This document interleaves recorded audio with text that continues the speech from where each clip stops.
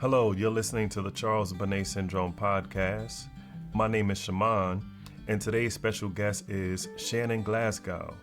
He's the author of What They See, What We Know, Navigating Charles Bonnet Syndrome Caregiving Without Losing Your Mind or Your Finances, and the founder of CareLift Solutions, LLC.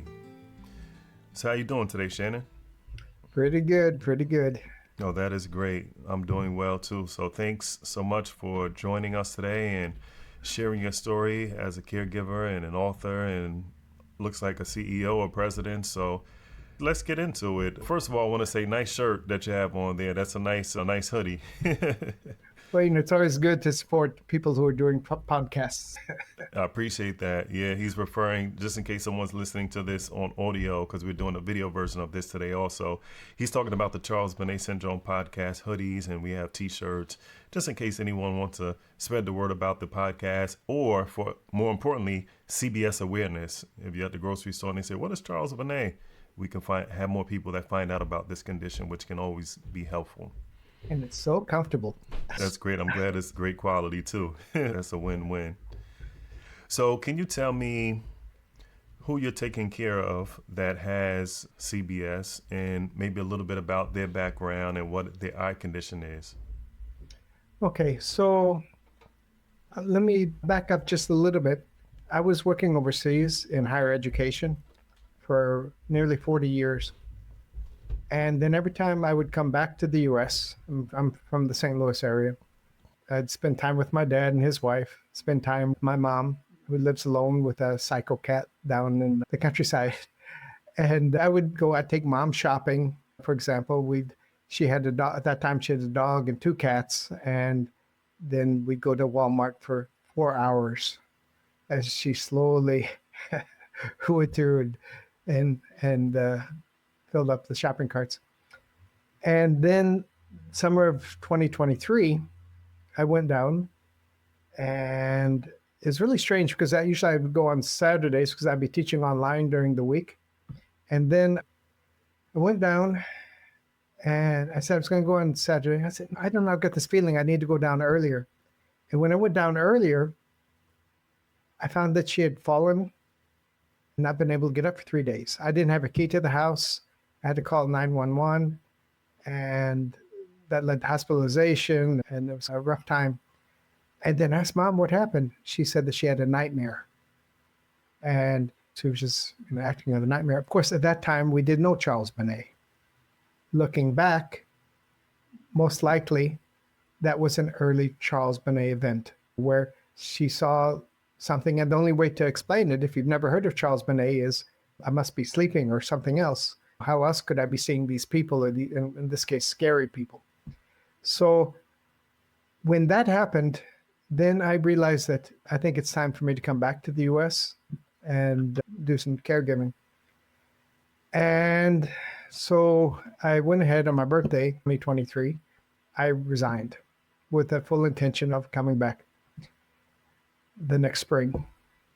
And before I came, the last weeks of my employment there, then I got a message from one of my mother's cousins saying, I better follow up because your mom, something's going on.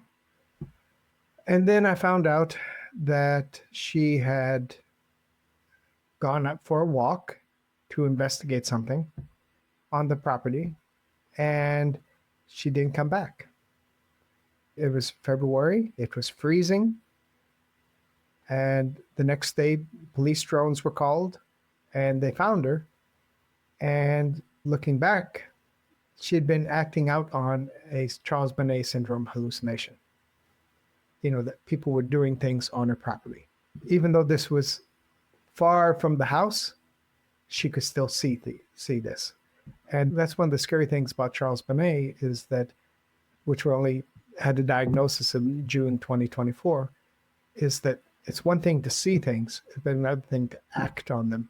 I came back to the U.S. in May of 2024. And I've spent most of my time, I didn't know what I was dealing with because was this dementia? Was it Alzheimer's? We had no idea. Because up until 2023, Mom and I would go for rides, go into town. We go to, she's into genealogy, and we go to different cemeteries and learn more family history and all this. And then now everything was different. So then when I came back to the US, I was spending most of every week down at Mom's and, really starting to freak out. Come on. She kept seeing things and talking about this. And the thing is, like in my family, if you say, okay, they've got cancer, you've got something. I know, we've had family members with cancer, you know, there aren't too many things, but we don't have dementia. We don't have Alzheimer's, except now this generation, my dad's generation in the 80s, they've got some. But we don't have this. They get old, you have a little bit of cognitive decline, then you die. You might die of cancer. That was it. And I was trying everything. I went to tried to go to an Alzheimer's meeting in the town near where my mom lives. And then, just trying my best to find out what's going on.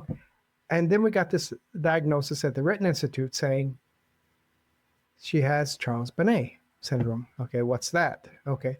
It was a sigh of relief because I had been planning to go to Estonia for some Mind Valley training. It was an annual event called Mind Valley University. I've been paid for and everything. And I was thinking, how am I going to do that if she's losing her mind?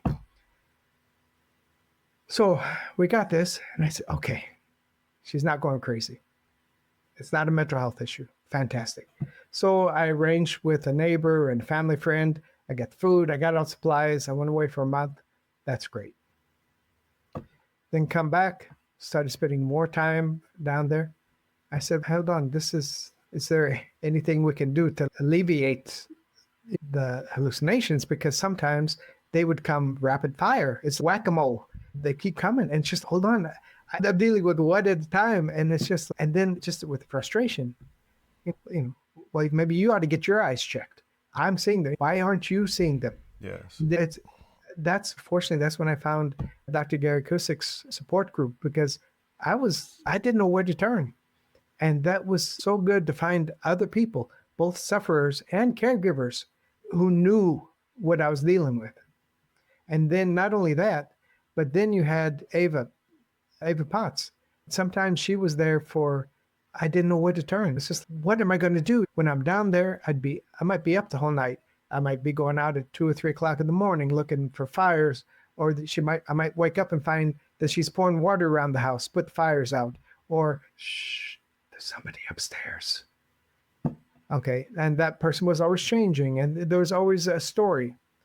And it was like, man, I was thinking it was going to be a little bit easier, and it really got challenging. And then the thing is, night after night, we'll go to the doctor. Please give something for Mom to sleep at night, because when I was down there, and it's very rustic, water pump, no running water in the house, space heaters in winter, window, because Mom, after my grandparents died, she wasn't thinking she'd live there, so she stripped the house and then she moved down there. And night after night, and it's just, you go talk to a doctor, hallucinations. We've got this antipsychotic medication. Well, it's not a mental health issue. So we don't want something to mess her up another way. And the thing is, this went on for months. And in January, got hit with a really heavy snowstorm, an ice storm. And so we had to go to a motel in town. But of course, with Charles Bonnet, the hallucinations aren't attached to the building. They followed her in. So we were in this motel, and she was watching the people go through the house, and she still saw fires. She still saw this. Then after that, one time she came, I live near St. Louis, so St. Louis County, and came up here for a few days. Had some medical things to do. And same thing, the hallucinations followed. And that's the hard thing. I was just talking with her. I just got back this morning from down there. And the thing is, sometimes it's so hard because, seeing is believing.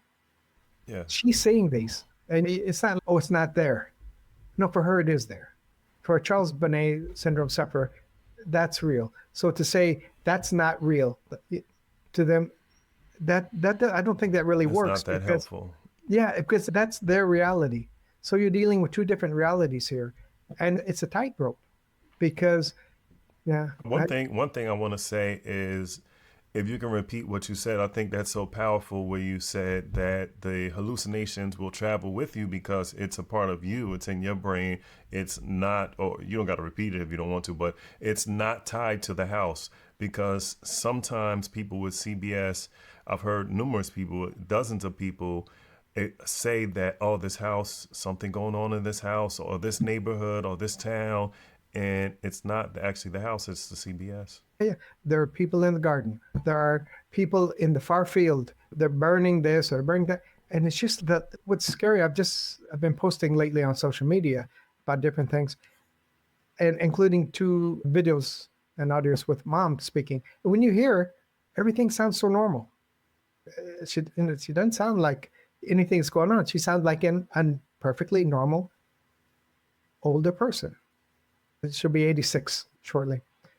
And but the thing is, for example, there's one about walking in the field, and everything's normal. And she's talking about how her parents bought the property and they were poor and all this kind of stuff.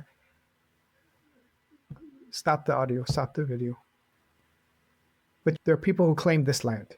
And so, well, hold on, there's a big switch like this. It's like, where's the logical mind? The logical mind switched off. Like, for example, the person living upstairs. And there have been other people in Dr. Gary's group, woman talking, whose mother experienced the same thing, somebody living upstairs. Mom, we had the upstairs blocked. It's just a small one bedroom country house. And the upstairs was blocked just for drafts and things like that. And how was this person you're saying living up there?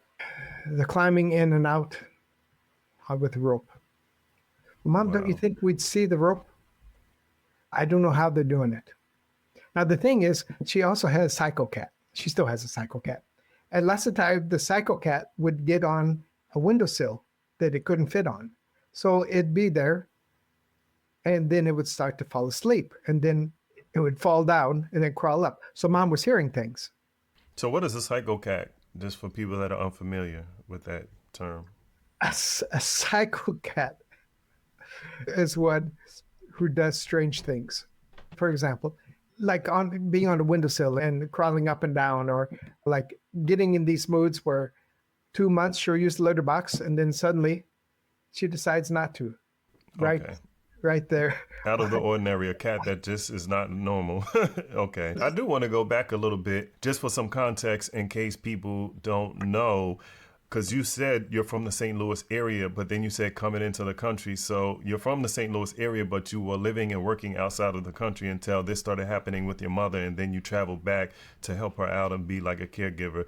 Not only that, but also in my house, we've got my mother-in-law. Those are some other issues.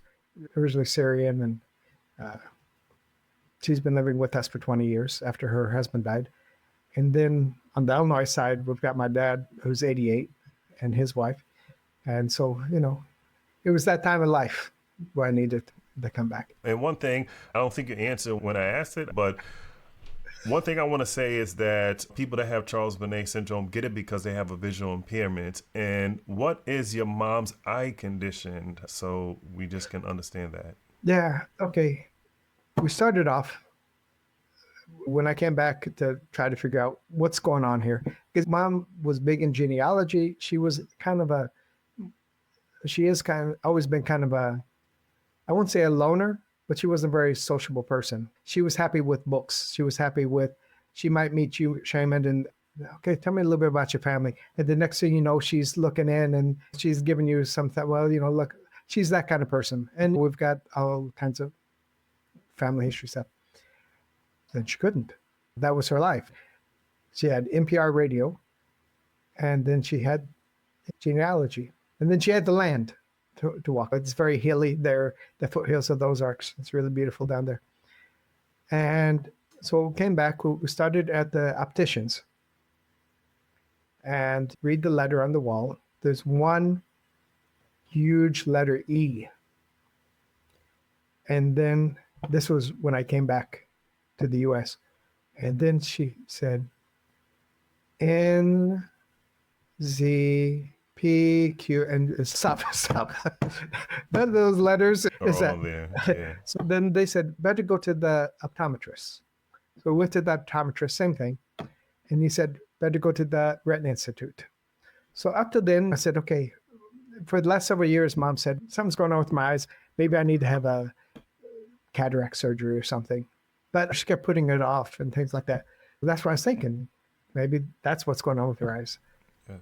And then they said, no, this is Charles Bonnet. And not only that, but she's had a stroke on one side of her head, which is connected to vision. And she has wet macular degeneration in one eye, dry macular degeneration in the other eye. Further tests showed that she had actually strokes on both sides of the back that are connected to vision. So she had 2 strokes, macular degeneration in both eyes. And that's what happened. So the thing is, a lot of her hallucinations are messages. Okay. There's a paper towel that I give her when I serve her food. There's a message on here. Or there's a message on the curtains. Hey, can you print this message off the air conditioner? Mom, how come I going to do that? I don't give her that reaction. I would say, Mom, the printer's not connected to the air conditioner. But it's something she feels very threatened. But that's what's happened with her eyes. Okay. And that's what led to Charles Bonnet. Wow. So has there been any kind of help, like from any medical professionals, or how have you guys been dealing with it from the medical side? It's so important to find people who are familiar with Charles Bonnet. And that's what I kept looking for. We were able to go to another Washington University connected program that could help with this. Because they were familiar with Charles Bonnet. But lots of times, if you just go hallucinations, try this. That's the wrong kind of medication. There is no magic pill. There is no pill you can do. There is no magic cure. The biggest thing we can do is just have a presence and work on our own mindsets on how we support our loved ones who do have Charles Bonnet. That's better than any medical. There's nothing we can do with the medical because there's not enough research done. It's just been a few years ago that WHO said that, oh, by the way, there's this thing called Charles Bonnet. It seems to be like a thing. And that's just a few years ago. So that's tough. Yeah, I didn't really expect to hear any progress on the medical front, but I did want to ask that because you never know. So it's tough. And then when you do find medical professionals that know about Charles Bonnet syndrome, they often say there's nothing I can do about it to make the hallucinations go away. I can't help you. And I'm sorry. And that's really discouraging, especially when you go to someone that's like highly skilled, like a neuro-ophthalmologist or something.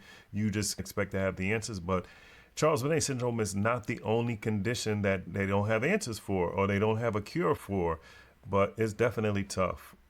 Well, not only that, they may have incomplete information as well. Yeah, I've heard about that. Yeah, that's something about hallucinations. They don't really have a full grasp. Yeah, they see lines and figures. For example, with the Washington University connected medical people, they said, I said, well, I belong to the support group and we're talking about this. Yeah, but I wouldn't pay attention to the support groups.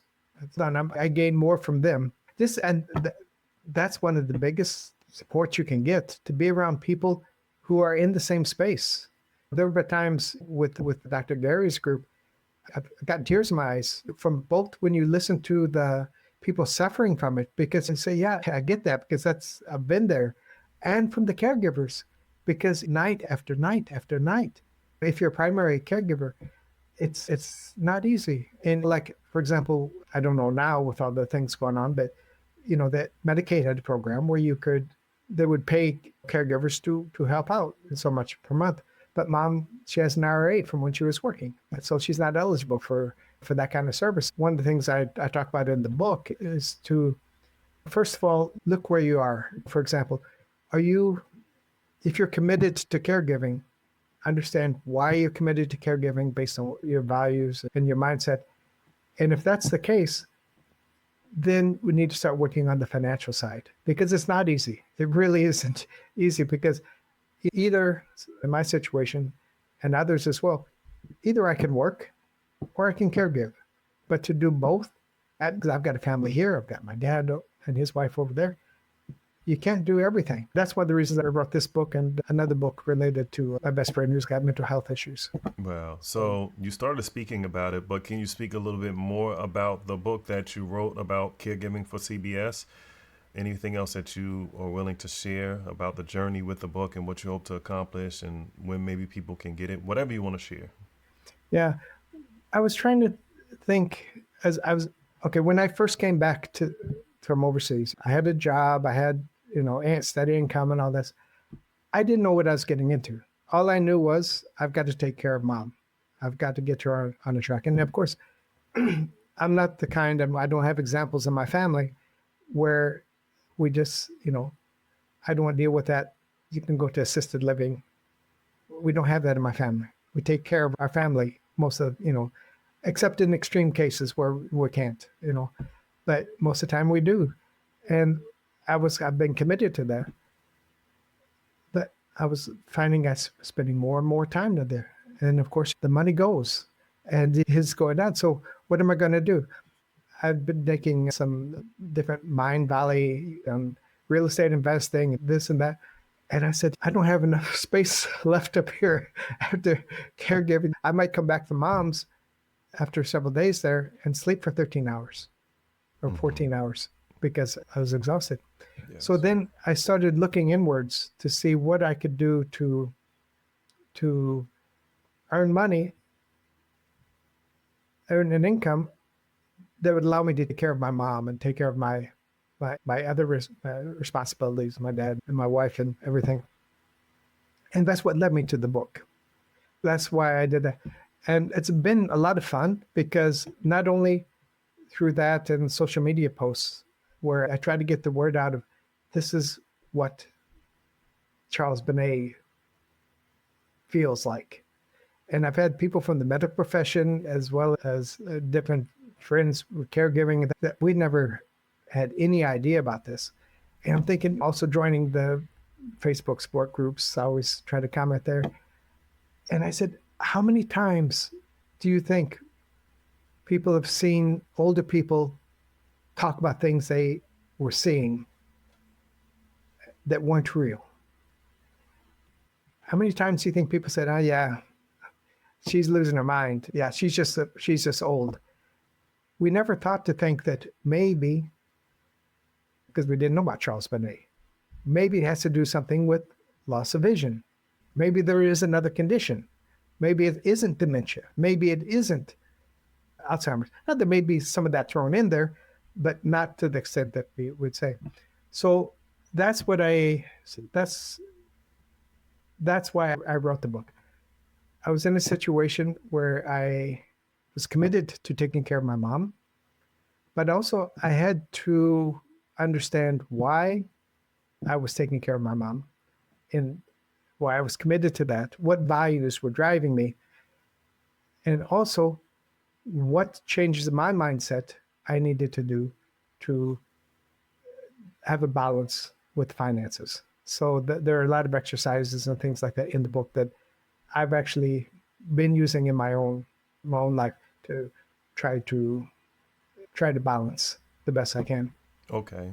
And is the book out now, or you're still working on getting it published? No, it's published. I've got that and another book, like I said, called The Gift of Walking Beside. And this is to my closest friend, an Emirati guy who he was on a good trajectory, I guess, for his career, and then he got hit by mental health issues, and he's also looking to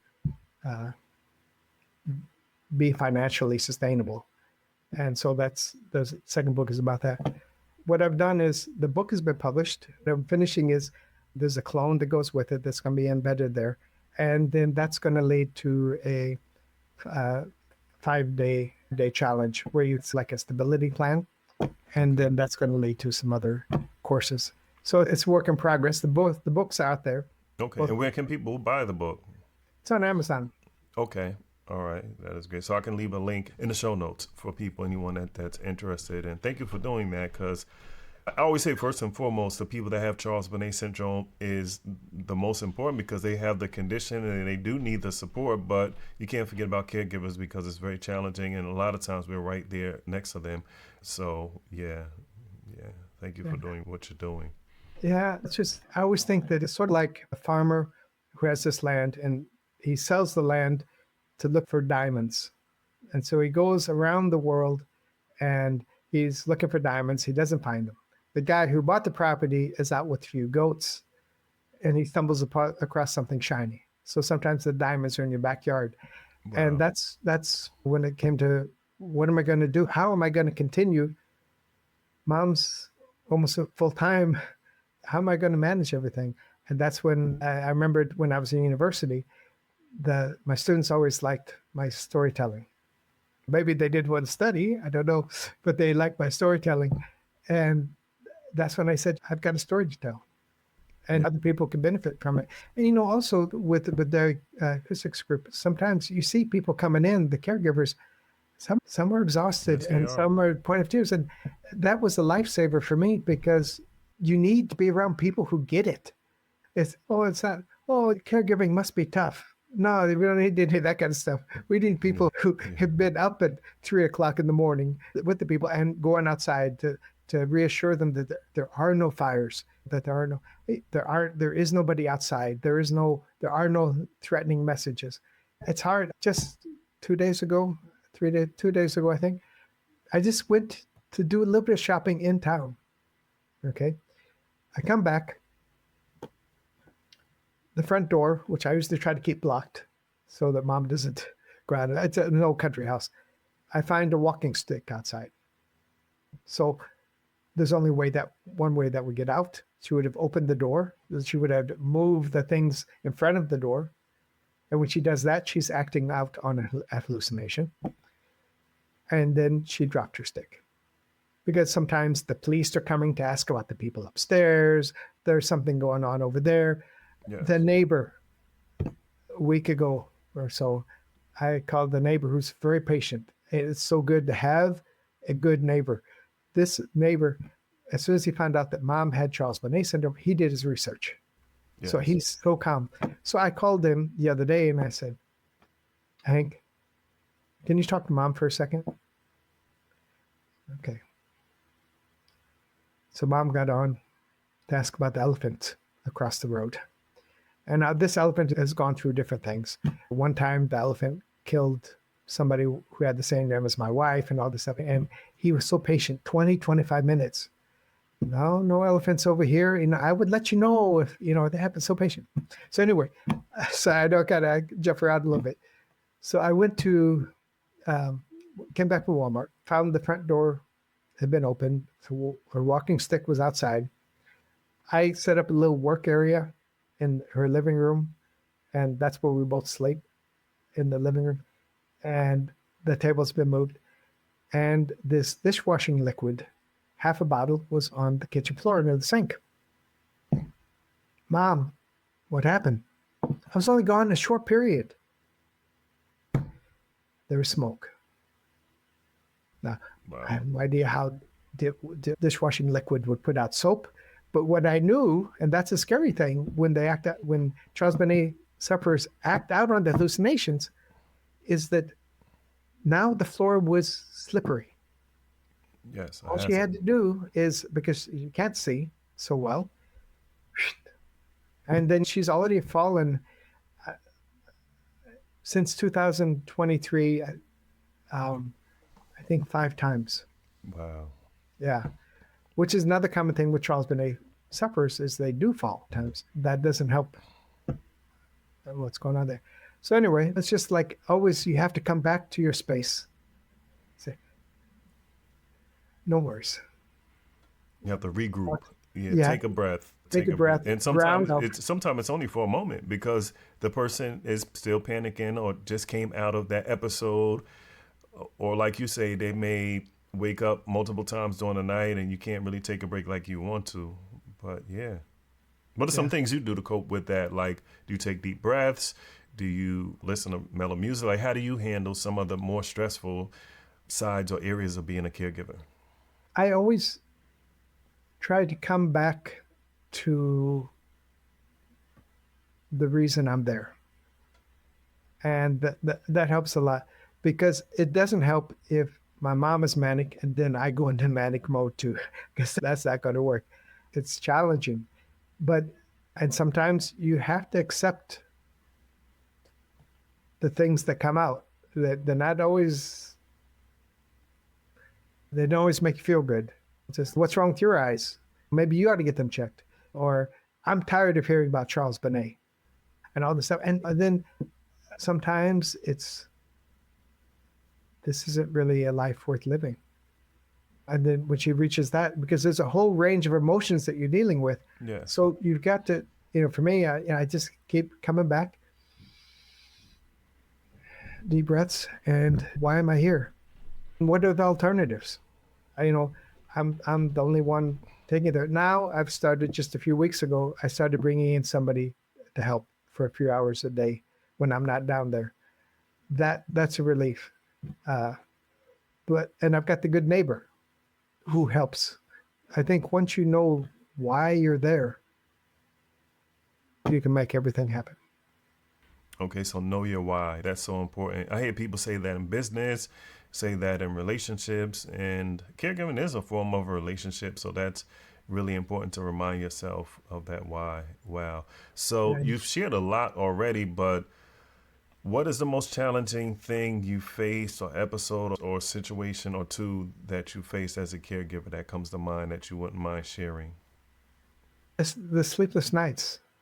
What's really, really hard, there was one time up into February, I found myself spending 5 to 6 days a week with mom. And just, there were 2 months I hardly left there, except once a week I'd come up, I'd take care of stuff in my house, an hour and a half away, then another hour away to help my dad with his wife, because he's also getting older, and I'd try to take him shopping. I'd try to have some balance. Yes. And that. And there was, mom, it was night after night, especially at night. And the one time, without any medications or anything, she slept about 11 hours. Wow. I was so happy. The next morning, I was making eggs. She passed from the bathroom going in, and then I heard her fall, and she fractured her pelvis. Oh my So gosh. it's just like the calm before the storm. Yeah. Exactly. Yeah. Oh man. Exactly. This also reminds me, because I have children and you have children, this also reminds me of when you have smaller children, you're exhausted, you're sleep deprived, because some kids do sleep through the night, but like 99% of them don't. Or even if they sleep through the night, it's 4, 5, 6 hours. So you're just wondering, like, man, I'm so sleepy. And then when you're sleepy, they're up. And then when they're up, you're sleepy, and it just doesn't match up. And I was just curious, you don't got to share it, but like, what did you do during that time? Could you even sleep? You might have been wound up, or you may have not been prepared to sleep, because so many other nights you couldn't sleep. That teaches me you have to take what you get when you get it and be flexible. So that's what it reminds me of. And sometimes it's like whack-a-mole. It's just like, one after another, after another, after another, after another. And I can't, hold on, slow down. Okay, let's take care of this one. But when you say, do you see this on the wall? Well, somebody's outside. Then this is on the floor. And this is, but I'm glad you mentioned that. You reminded me that there have been times in the middle of the night we've listened to some of the podcasts that you've done. That's helped, because it is important for Charles Bonnet sufferers to understand that they aren't alone. It's important for caregivers as well to know that they're not alone. Yes. But we've seen that in Dr. Gary's support group as well, that when you get Charles Bonnet sufferers in there, it's somebody, I think in today's meeting said, I'm glad I'm not the only one. Yes. It doesn't make it any better, but it doesn't make it as strange. Because that's also a fear. Like I told you that mom said she had a nightmare, and she was acting a nightmare, fell out of the bed, couldn't get up.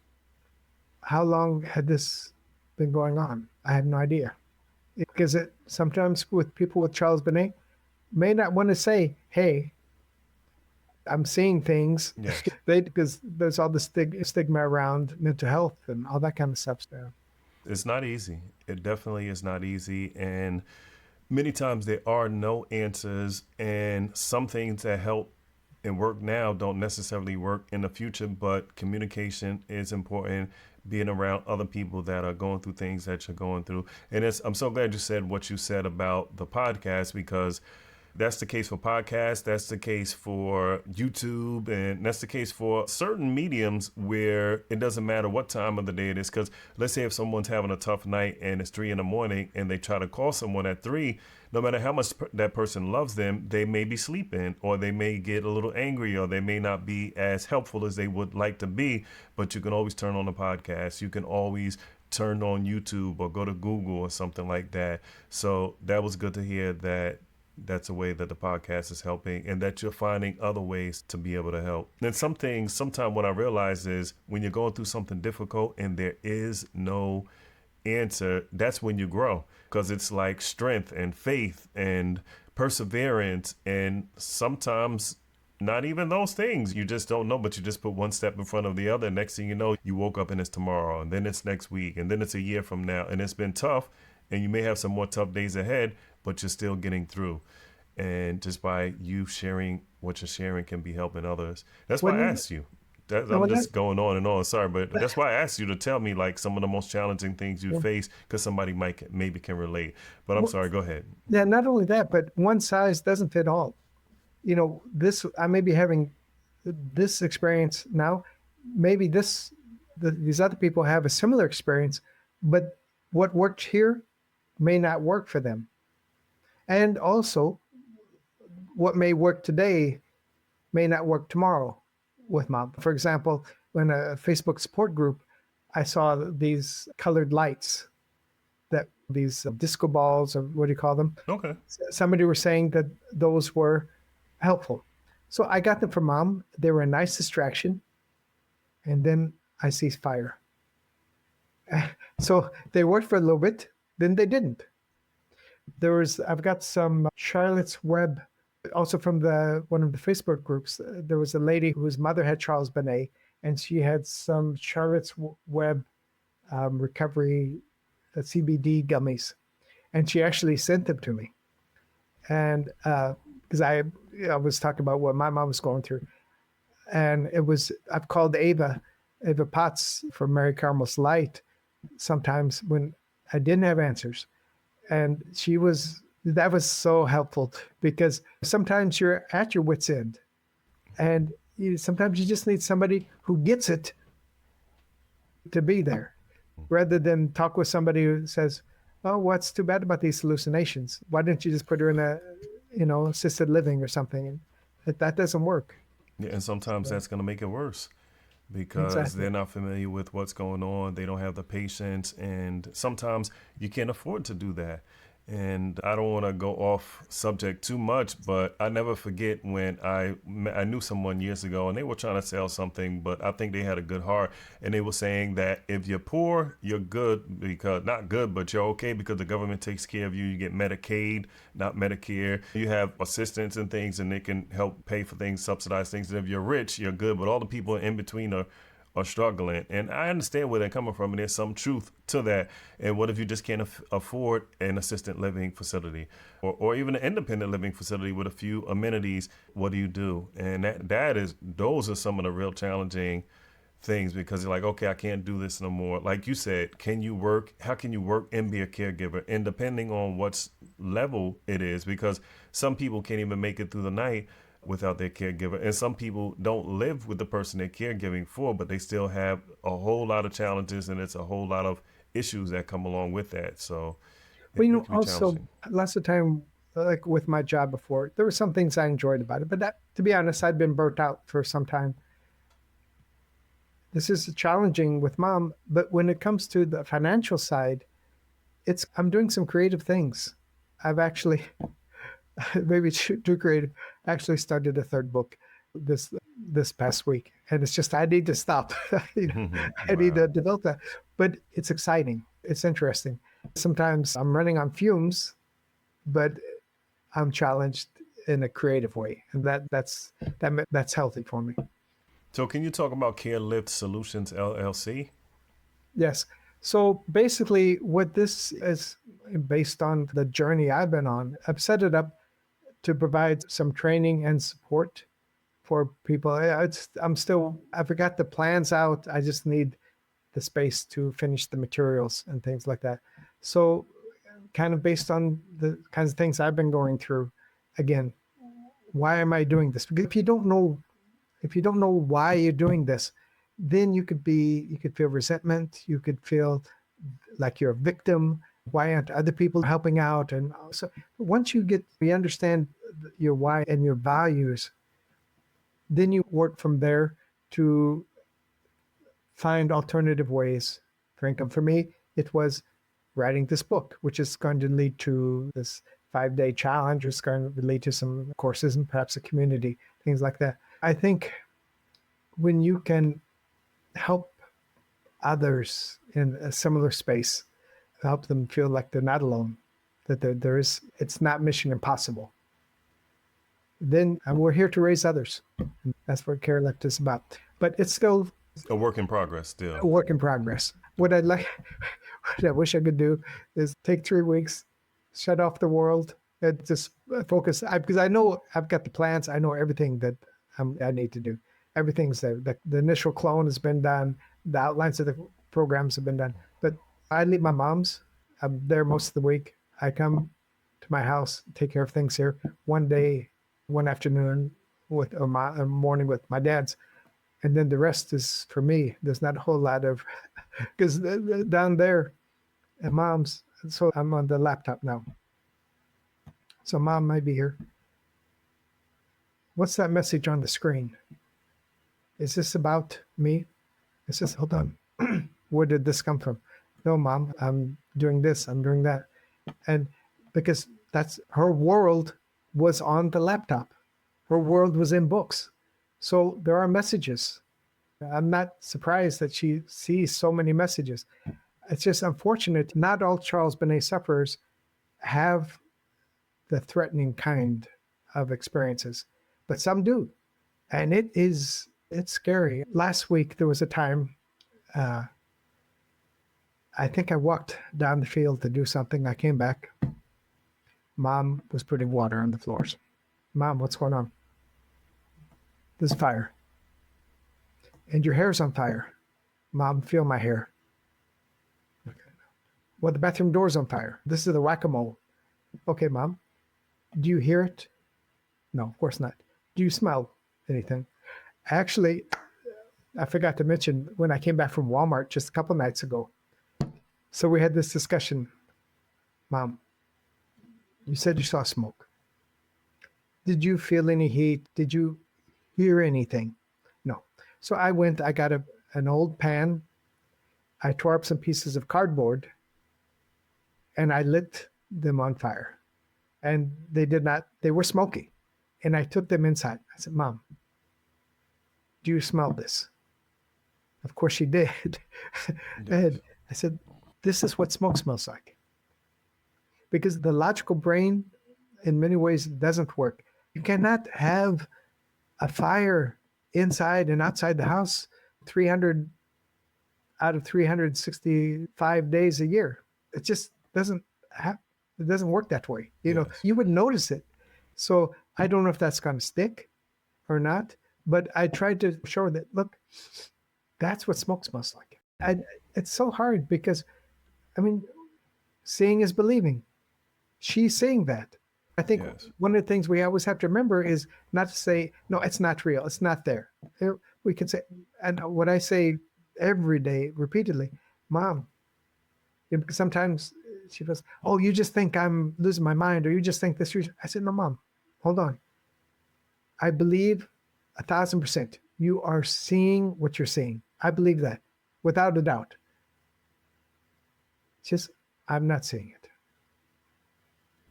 Sometimes it helps. Sometimes it doesn't because it's not a straight line. It's more like a roller coaster ride. There'll be times where, for example, listen to the podcast. Sometimes that would calm her down and it gave her some focus. Other times it would take a little bit more effort. So is there anything that seems to work the most for your mother, or it just depends on the day Or does it seem like nothing really works for her? When you do these things, you smell the smoke, and if I saw it, I would tell you. And then I'm just curious, is there anything that seems to work a little more than others? Well, I think number one, you have to be grounded in your why. You have to come from your heart, and that you go by that, because if you go from your head, you really get frustrated. And you just have to come from a loving place, and you just, as frustrating as it is, and all that. I mean, yeah, sometimes I snap at her too. Mom, couldn't you sleep last night? It's frustrating. Every day is frustrating, but you both can't be in a high anxiety state, or else you're all gonna lose it. So you've got to have some balance. Every day is like a struggle. Every day is tough. I definitely hear that. Even if you're not there, it's still tough because you're thinking about it and you know you'll be there again. And it's an ongoing thing that you know you're going to have to deal with again.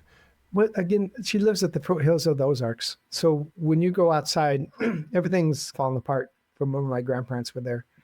But when she starts, there are people who claim the land, or there's fire, or there are these people, or Mom, stop. Please come with me. Let's look out the back door. She's got some mobility issues as well. She's still walking. She doesn't want to use a walker. But she walks uh, slowly. And I said, Mom, just look outside. Listen to the birds. Listen to this. Feel that breeze. Even if you can't see 100%, you know that there are some rolling hills over there, tree-covered hills. Be thankful. You wanted to stay here. That's another thing. She wants to stay in her house until she dies, and she wants to be cremated and her ashes to go over the property, which I'll do my best to honor whenever that time comes. And I said, look, enjoy this. That's a distraction. It helps for a little bit. It doesn't help for long periods of time, but it helps get her out of this negativity cycle. We've tried audiobooks as well, genealogical history, historical ones. That works for a while. I think, as different people have said, there's so many other things that could be going on. You've got the natural aging, you've got the cognitive decline, who knows what else. And loss of independence.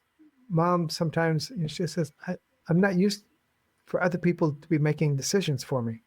And I said, Mom, I'm just trying to help you do what you said you wanted to do as far as stay in the house and other stuff.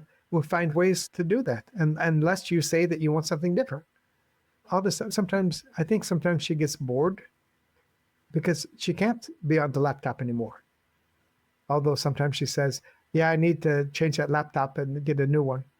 She can't say an E this big. Yes. We got some special, I can't think of the name of it now, for the laptop for the visually impaired to be able to read. But I made the letters as big as I could, and it's just like, that would be just too challenging. Now that you mentioned the big E, that was interesting that it was a huge E there, and she was saying NZPQ. I'm wondering, was her pride too high or too much where she didn't want to say I can't see, or was it Charles Bonnet and she thought she saw an E, a ZPQ? And like, I was wondering what's behind that, because that is very interesting that you have an E that's huge, but you're saying other numbers. Like, knowing your mom, what do you think was going on in that moment? No, but it's not really strange, because there are some things that the eyes can't see. The E required her eyes.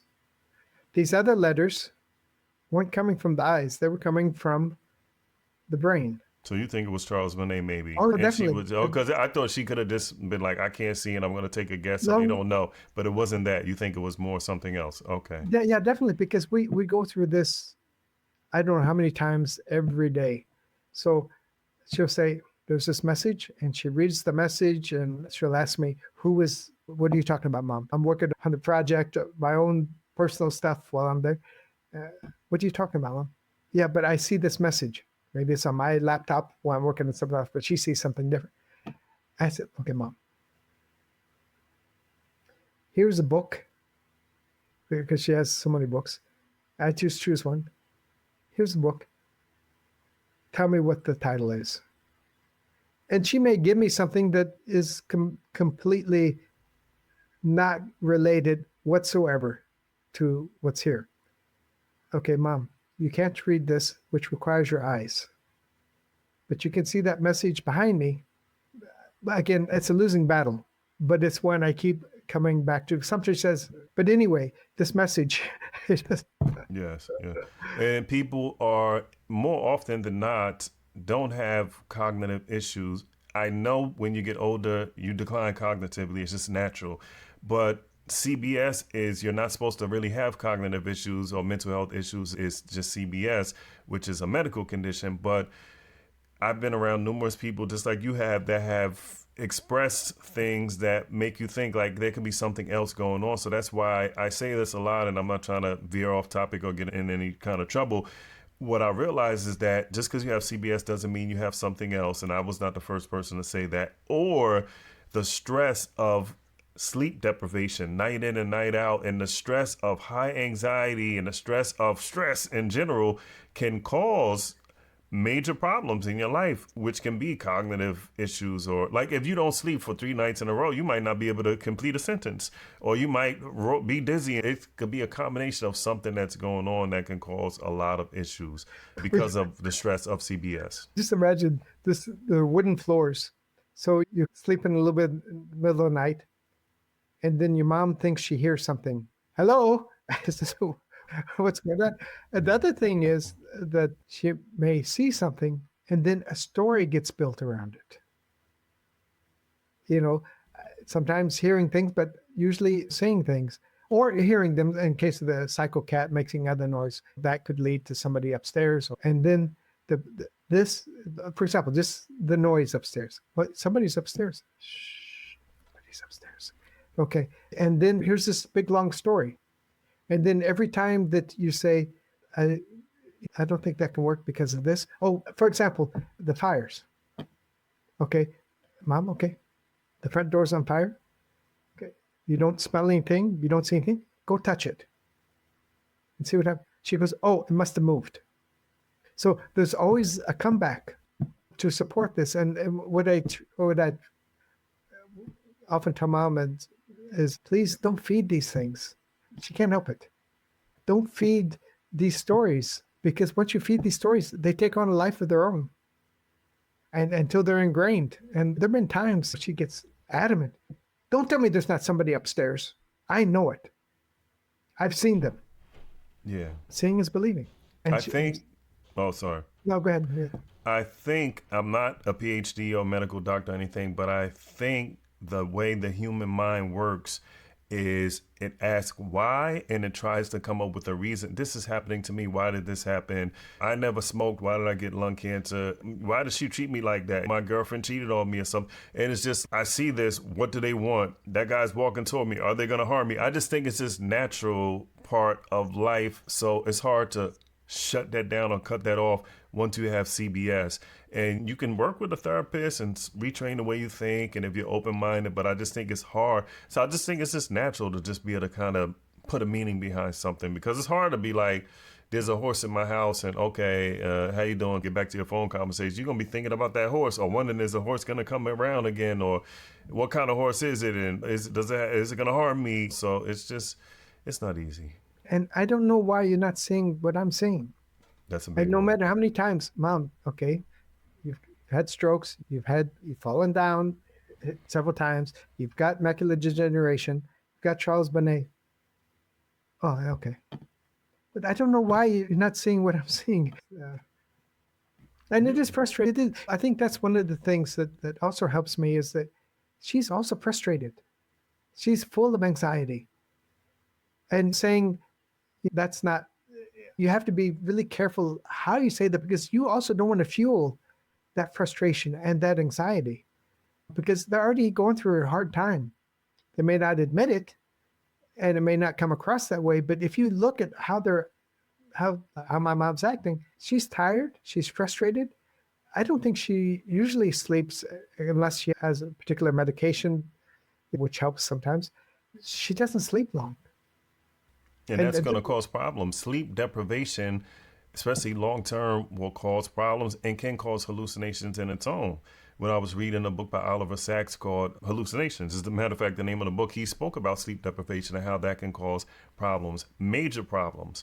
What came to my mind is not to take away from what you're going through or what I'm going through or anybody that's around our age or older is going through, but I was watching a video on YouTube and it was from like a big news organization, and they did a study and they were talking about people that were caregivers that were like teenagers and high school students, and it wasn't CBS, but it was heart condition or all sorts of things, they obesity, other whatever ailment it was where they had to help them.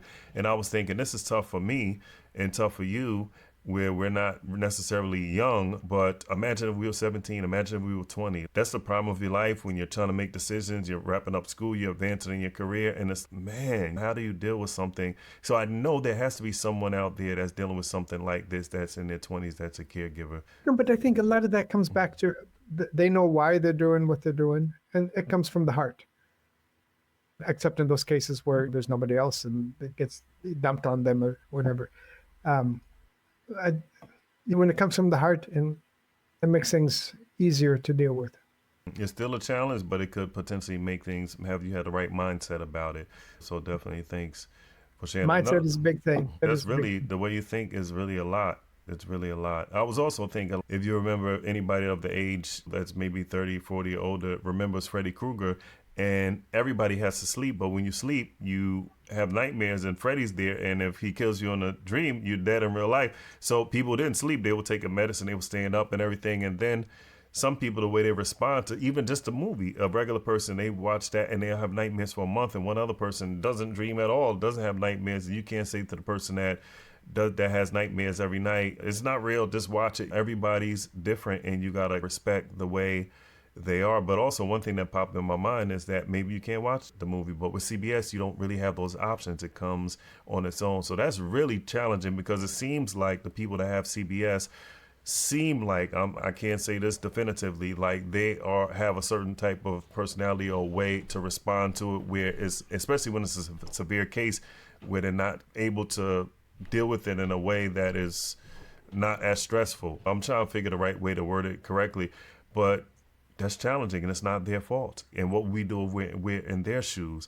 So it's just one of those tough things. What I've read is that at least a third of the Charles Bonnet sufferers have the threatening kind of hallucinations. I've heard that too. Like, it's like living with Freddy Krueger every day.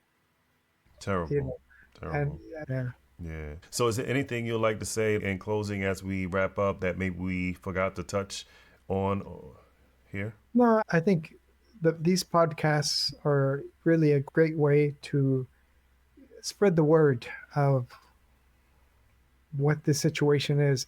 I'm always happy. Now I'm in a situation where I was in the Walmart down in Farmington, and I met an older person who he liked the color of my hair. When I say older, he was about ready to turn 89, and he did have white hair like I had. And that led, he was a talker. And I just went in for a few things. He was a talker. And then he started talking about, oh yeah, and then there are these people living in my in my living room, and they don't speak English. And then I said, okay, here's an opportunity to talk about Charles Bonnet.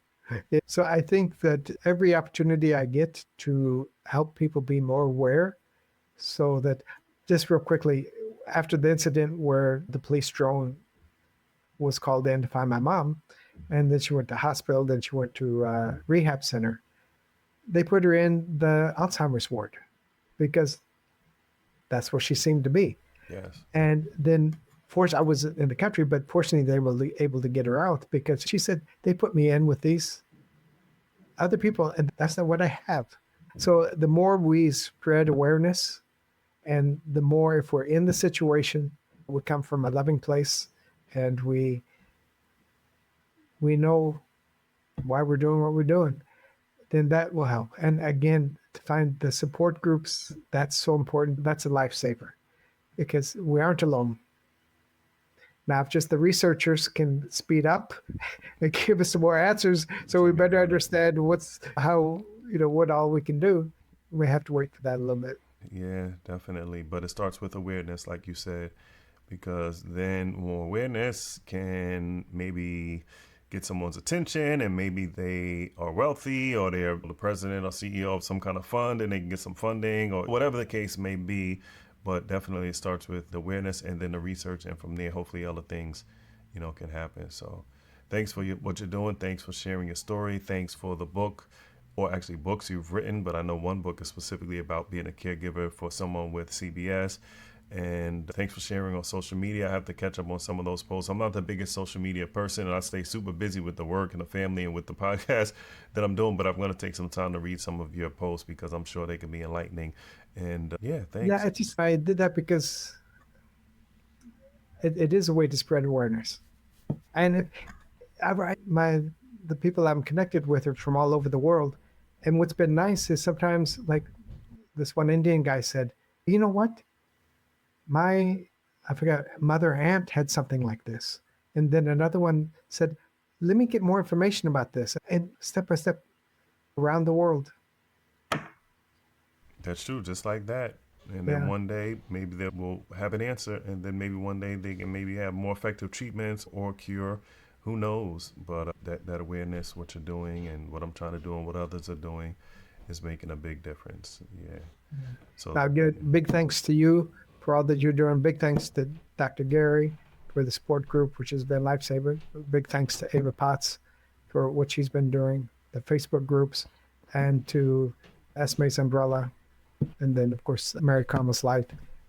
Great work from everybody. And as they say in the Middle East, inshallah, everything will have some good news soon. Yeah. This is interesting. I don't want to keep you too long, but I spoke with one person I interviewed one person, and I was talking about how there could potentially be different responses or different ways that people discuss or act about Charles Bonnet syndrome in different parts of the world. And you mentioned the Middle East. I wonder how people's views on Charles Bonnet would be, or research and things like that. I don't even know, because you didn't know what it was at the time. So maybe if you go back, and I know you've spent some time over there, I don't know if you have a short answer to that, or that's just be a cliffhanger that we can discuss on another episode. I think all over, you put a label on it. We put labels on things based on what we think we know. And we have an idea about Alzheimer's and old people, what happens with old people and dementia. And I think the more we get the message out that, hey, it could be something else. I had an uncle's wife said, they were visiting a nursing home. And this one lady, 90 years old, was blind, but was talking about seeing things. I read what you wrote about your mom, and then I told those people to contact you, and word of mouth and shared experiences. That's some good stuff. Yeah. And I like what you said. They read what you wrote and then they acted on it, or they did something. So thanks for writing what you write. And thanks again for your time. And definitely keep doing what you're doing, one day at a time. I appreciate it. And I know your mom does. And keep us posted. Keep me posted on your progress. And I'll do the same. We do the best that we can with what we have. That's so true. And that goes for the person with the care that has Charles Bonnet syndrome too. Everybody's doing the best they can. Yeah. That is so true. So that's a good way. We don't have all the answers. We're not perfect. We get frustrated. We're doing the best that we can. That is so true. That's a good note to end it. Thanks for listening. If you enjoy the show, subscribe and rate the podcast. It makes a difference. And if you would like to contact me, you can email me at info@cbsyndromepodcast.com.